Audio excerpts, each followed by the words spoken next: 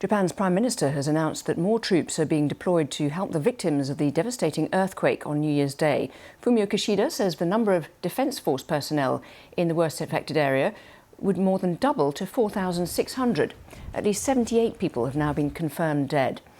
More than a dozen communities remain cut off by landslides and blocked roads in central Japan, where the 7.5 magnitude quake struck on Monday. Let's hear some of what Mr. Kishida had to say at a news conference. The situation in the affected area is very challenging, but from the perspective of saving lives, we are making all efforts to rescue and provide life-saving aid to as many people as possible before the crucial 72-hour period following the disaster elapses this evening. Let's go live now to our correspondent Jean Mackenzie, who's in Noto Peninsula. And the Prime Minister there describing that it's actually quite a difficult situation, isn't it?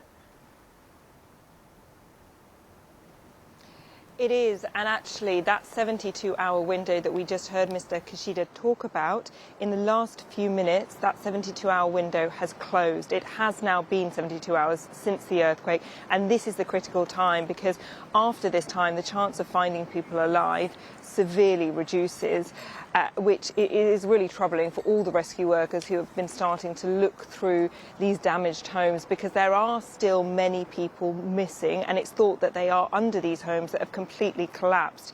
Most of them are in the worst affected towns, which are the north of this peninsula, these towns of Suzu and Wajima. Now, we actually managed to get into Wajima yesterday and we saw a great deal of destruction. Many of the old traditional wooden homes had completely shattered to the floor. And the issue with these homes is that they were built before some of the regulations, the building regulations, were introduced here to help protect homes from earthquakes. And a lot of the people living on this peninsula are elderly, so a lot of them hadn't done the work to update their homes. And tell us a little bit about the aid efforts, because presumably the damaged roads and the infrastructure is making it much more difficult to get help to people who need it. That has been the real issue here over the past 3 days, that the roads have been so damaged.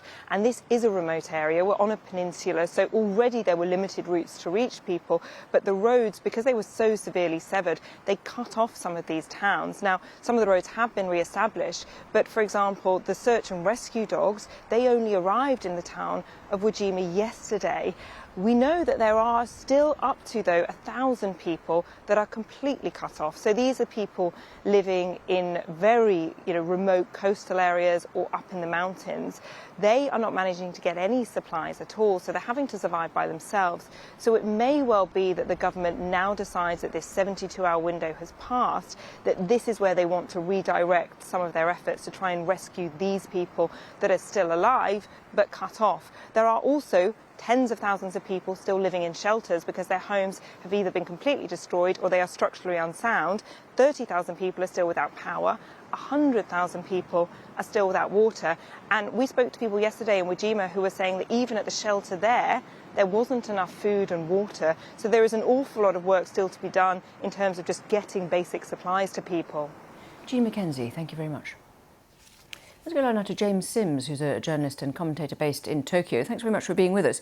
So we've heard from the Prime Minister, and he's painting quite a grim picture of the situation in some of the worst affected areas.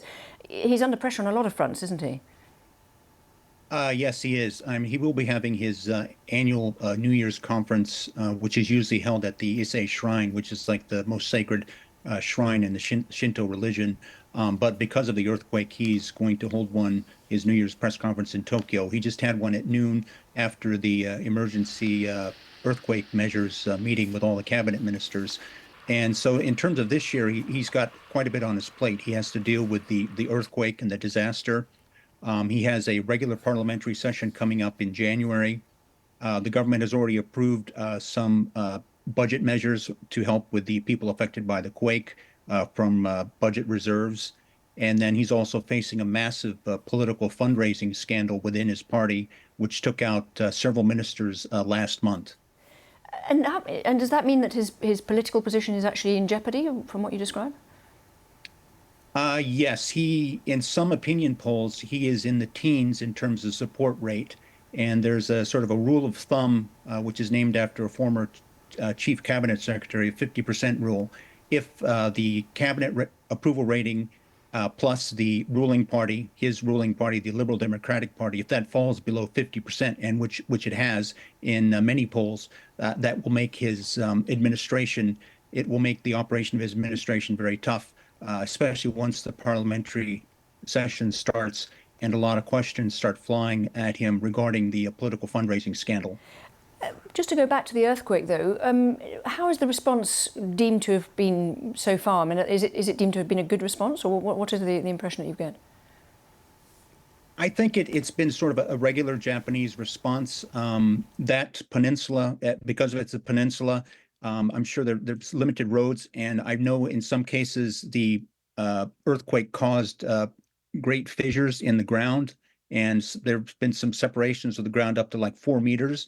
And so I know the roads have been heavily hit, but I know that the self-defense forces or the Japanese military has dispatched over about 24 planes, and they've also sent some ships that have roll-on, roll-off capability, meaning they can send smaller boats to try to send aid, and they will also be able to land like trucks and other things with aid and food and medical supplies and anything else that they might need. James Sims, thanks for joining us on BBC. Thank you.